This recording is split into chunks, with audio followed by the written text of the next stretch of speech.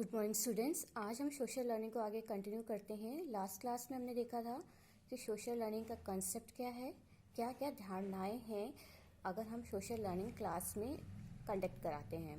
Next हम इसके आगे देखेंगे कि सामाजिक अधिगम किस तरह से अनुकरण द्वारा सीखा जा सकता है, यानी कि सामाजिक अधिगम के रूप में अनुकरण द्वारा सीखना, learning by imitation as a social learning.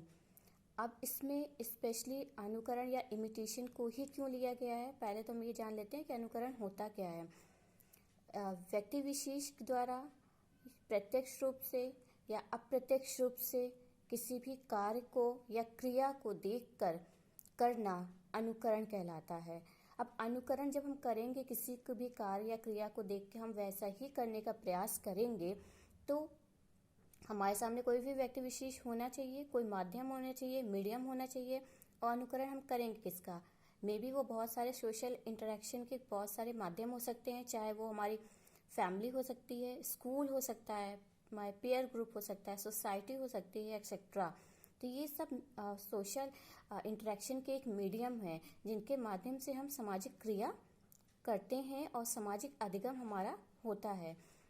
इसीलिए अनुकरण द्वारा सीखने को एक प्रभावशाली अधिगम माना जाता है। अनुकरण किसी बालक द्वारा उस स्थिति में किया जाता है जब वह क्रिया उसे अच्छी लगती है। इस प्रकार अनुकरण द्वारा किया गया अधिगम विविध कौशलों एवं स्थायित्व से युक्त होता है। इसलिए सामाजिक तथा शैक्षिक माध्यमों को अनुकरण अधिगम के साधन के रूप में महत्वपूर्ण स्थान प्रदान किया गया है।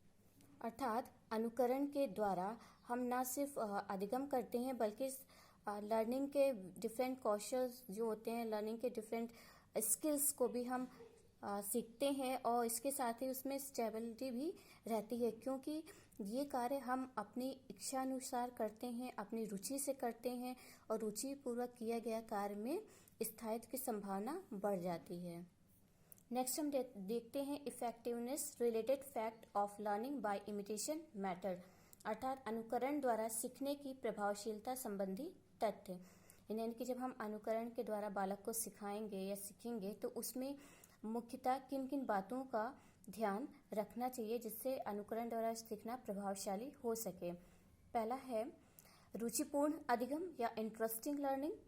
जाहिर सी बात है कि जब भी कोई भी बालक अगर अनुकरण के द्वारा सीखता है तो सबसे पहला ये टास्क है कि जो भी वो लर्निंग करे वो रुचिपूर्ण हो, इंटरेस्ट हो। अगर उसका उसमें रुचि नहीं है सीखने में तो वो उसको नहीं सीखेगा। उसमें अगर सीख भी लिया तो उसमें स्थायित्व नहीं आएगी। तो इसके लिए जरूरी है कि जो भी लर्निंग करा जाए बालक की रुचि को ध्यान में रखते हुए कराई जाए। नेक्स्ट, सीखने के अनेक अवसर, many opportunities of learning.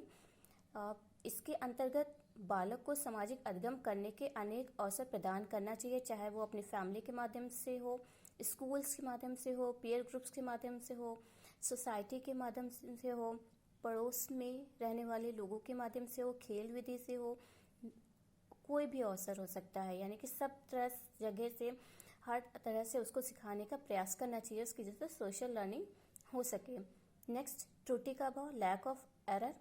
Lack of error बताता है कि जब हम कोई भी क्रिया या कार्य सीख रहे हैं सामाजिक अधिगम के माध्यम के रूप में, तो हमारा वो कितना लर्निंग हो रहा है, उसकी इफेक्टिवनेस कितनी है। जितना ज़्यादा वो इफेक्टिव होगा उतनी ज़्यादा उसमें एरर कम होगा, यानी कि त्रुटि की संभावना उसमें उतनी ही कम होगी। नेक्स्ट, सामाजिक व्यवस्था का ज्ञान, नॉलेज ऑफ सोशल सिस्टम।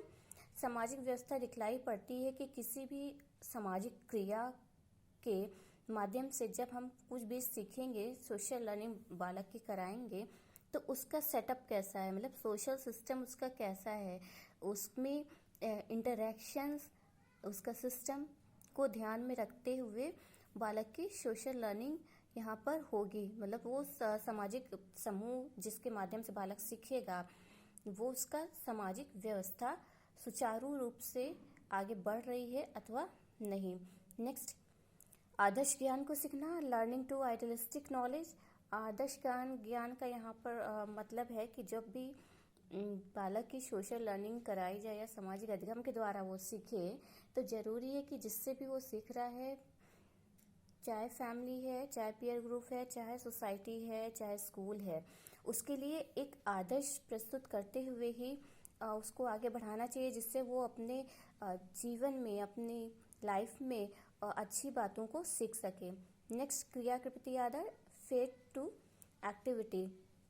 ये बहुत ज़रूरी है कि जो भी हम सीखेंगे या बालक जो को हम जो भी सिखाएंगे उस पे उसका विश्वास होना चाहिए, उसका आदर करना चाहिए, जिससे उस क्रिया को बालक सीख सके।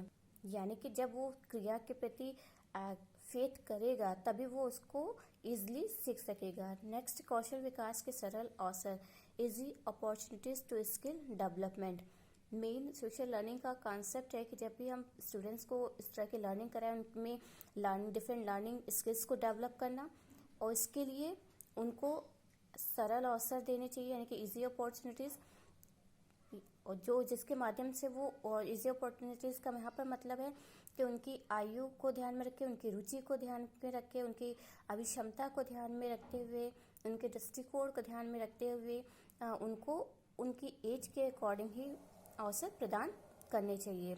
तो ये कुछ थे इफ़ेक्टिवनेस जो इमिटेशंस को बढ़ाते हैं, इसको ध्यान रखना चाहिए।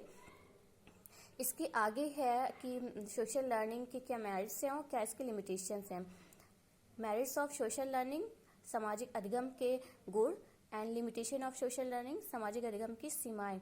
ये आपका टास्क है, इन दोनों हेडिंग्स को आप लिखोगे पॉइंट वाइज, जो ऑलरेडी इससे पहले 2 टीचिंग स्ट्रेटजीज में बताया जा चुका है, चाहे वो पीयर ट्यूटरिंग हो या कोऑपरेटिव लर्निंग हो, ऑलरेडी उसमें नोट कराया जा चुका है। तो ये आपका टास्क है, आप सोशल लर्निंग का कंसेप्ट समझा आपने, अजम्पशंस देखा आपने, प्रोसेस देखा आपने, इसके अनुकरण विधि को प्रयोग क्यों किया ये देखा, इफेक्टिवनेस देखा।